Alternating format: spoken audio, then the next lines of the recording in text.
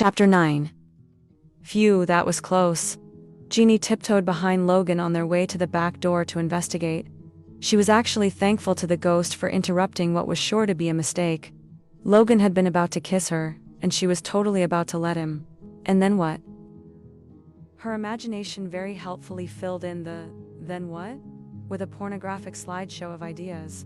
She shook her head free of the wildly inappropriate thing she wanted to do to the grumpy farmer on her cafe floor. Now was not the time for that. She had an angry spirit at her back door. "What do we do?" she whispered, nearly crashing into Logan's back when he stopped suddenly. The scratching stopped and then started up again, like fingernails on wood. Oh God, oh God, oh God. Was there really an angry ghost at her back door? Why had her aunt not mentioned this place was haunted? She needed to call her up and have a very stern chat with her later. An unearthly cry emanated from behind the door, and Jeannie buried her face in the back of Logan's super soft flannel shirt. "I don't remember that yowling from last time. Do you think that means I've made them even angrier?" she asked, her voice muffled from the fabric. No, I don't. She could feel the vibration of his voice on her face and nearly giggled at the sensation. But then she remembered she was scared and continued her cowering. So much for her new low-stress lifestyle. Her laid-back small-town persona had flown right out the window.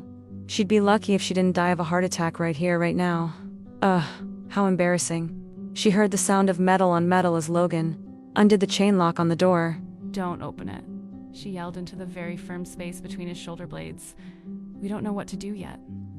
We need a plan, a ghost removal plan. Oh God, we should have been figuring this out instead of me blubbering on and on about my problems." She wailed, still speaking into Logan's back. Something brushed against her leg. Gah. She nearly climbed Logan's body. Not the worst idea she'd ever had. Until she realized the door was wide open, and there was a pure, white cat weaving its way in and out of Jeannie and Logan's legs. Well, there's your ghost. Jeannie stepped back. Wait, what?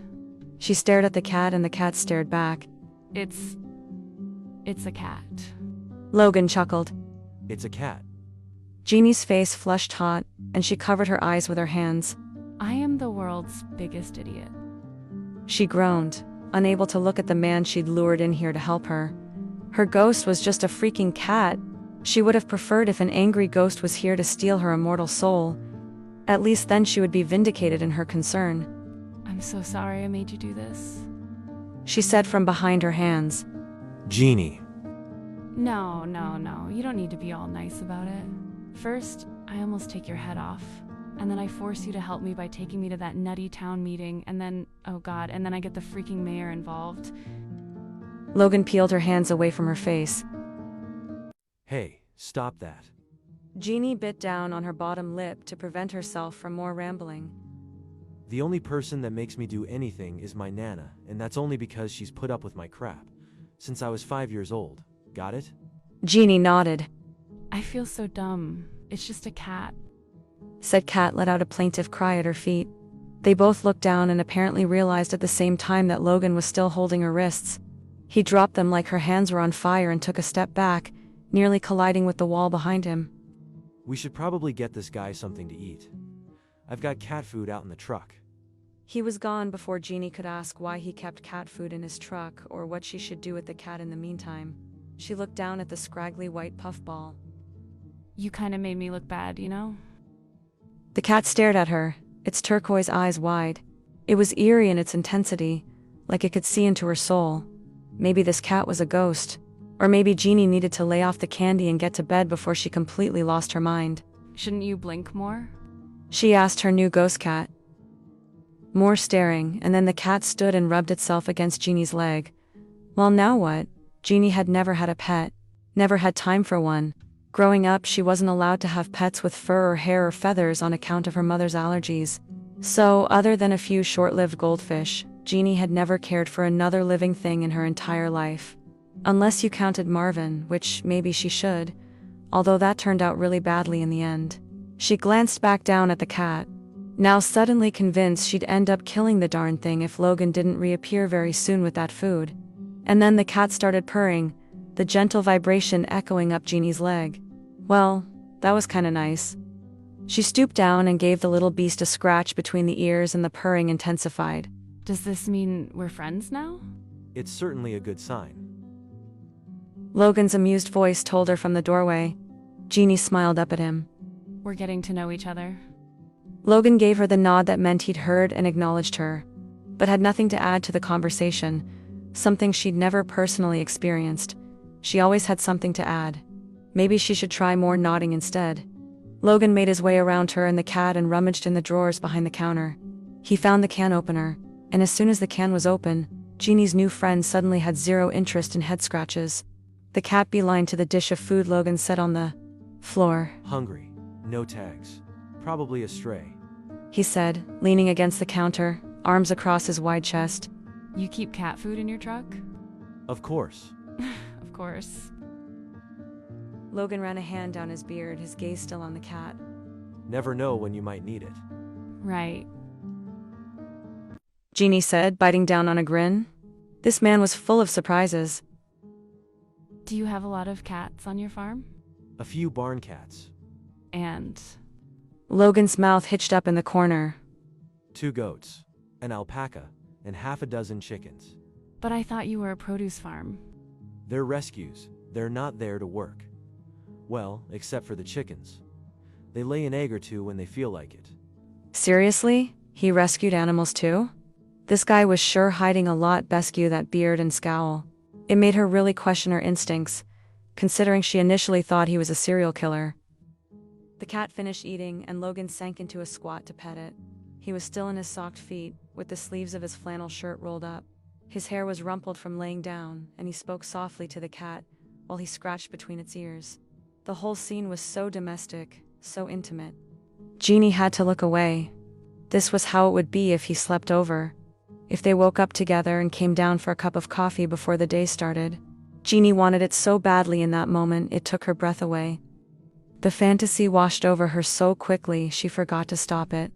Is this what she'd been missing? Soft, quiet moments in the early morning hours. She wanted to hold on to it, but she didn't know how. She'd never been able to before. Her life was fast and noisy, and she'd dived into it without really thinking. Life had just happened to her. For the past 7 years, she'd managed to avoid thinking about what she wanted. And now all she wanted was this man. Petting this cat, and holding her against his strong body like he had before. He'd almost kissed her. Her face flushed hot at the memory. He'd almost kissed her, and she'd wanted him to. Maybe he would try again. I can give you the number for the vet I use. He said, interrupting her fantasy. Vet for the cat. Her new cat, right. Logan was not thinking about kissing her again. He was trying to help her with the stray animal that had apparently been tormenting her since she got here. She cleared her throat, but her voice still came out, strangely thick.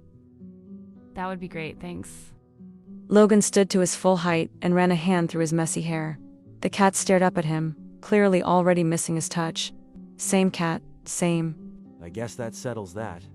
He said, and Jeannie searched her mind frantically for some other reason to get him to stay, for some other reason to get back in his comforting embrace. But she had nothing, and Logan looked exhausted. What was she going to do, hold him hostage? Maybe. No, definitely not the new Jeannie she was shooting for. Yep, all settled. Thank you for your help. I guess Mayor Kelly was right. Logan rolled his eyes. Don't encourage him. He turned and grabbed the notepad she kept next to the register. It was full of her little notes about who was who and who liked what. The margins were full of hearts and swirls and flowers. Little doodles she made during the slow times, not that there were many. She watched as Logan's eyes scanned the page. His lips tipped into a small smile before he turned the page and wrote the vet's name and number. She's the best. She'll get you all straightened out. He added his cell number to the bottom of the paper. Just in case anyone throws up. He said, and then strode over to their little nest on the floor.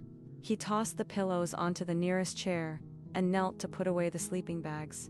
Jeannie stood leaning against the counter, finding herself unable to move to help him. It was like her body was on strike against anything that would get him out of here quicker. Thanks again. I really appreciate it. All of it. Your help and being so nice to me and everything. He glanced over his shoulder at her, pausing in the middle of rolling up his sleeping bag. I think maybe you're not used to being treated right, Jeannie. His words landed hard. Damn, was it true? Had she gotten used to being treated poorly and taken advantage of?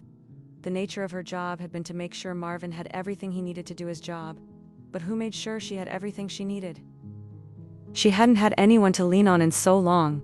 She hadn't slowed down long enough to lean, even if there had been someone there. When Jeannie looked back over the last 7 years, her life was a blur of late nights at the office and early morning coffee runs. Her last few relationships had been short-lived, and lately few and far between, and her work friends were more acquaintances than friends. She certainly hadn't felt comfortable calling any of them when she couldn't even clean up her own vomit. Her mother probably would have driven the 9 hours from Buffalo to Boston to help her, but that was insane, and Jeannie would never have asked her to. Somehow in the frenzy of the last few years, Jeannie hadn't even had time to realize she was lonely. Logan went back to rolling up the bags, his movements precise and efficient. He wasted no time in getting his boots back on and grabbed his coat from over the back of his chair. She would call him if she threw up and was too weak to move afterward, and he would come. She already knew that, but she didn't know if she was comforted or terrified of this prospect. Logan was kind and sturdy and considerate. She could clearly see what he had to offer her. It was obvious, but what did she have to offer in return? A pile of insecurities about running this cafe, an undercurrent of anxiety that she'd made the wrong choice moving here, too much chatter, not enough listening, and a tendency to jump to the worst-case scenario in all scenarios. It wasn't a great list, and it also wasn't who she wanted to be anymore. So, the new Jeannie plan had a new level, a final tier in which she gets the handsome farmer. Her new cat meowed loudly at her feet. She wasn't there yet. First, she needed to get some sleep. Then she needed to figure out how to be a cat owner. Everything else would fall into place after that. I'm gonna get going. While she'd stood there daydreaming, Logan had cleaned up their snack mess and filled a bowl of water for the cat. Shoot, not off to a great start. Okay, sounds good. Thanks again, and I'll see you later. Jeannie winced. One of those goodbyes would have been sufficient. Get some sleep. His voice was low as he brushed past her on his way to the back door. Jeannie nodded. Much safer than saying what she was thinking, and what she was thinking was that she would sleep much better if he stayed.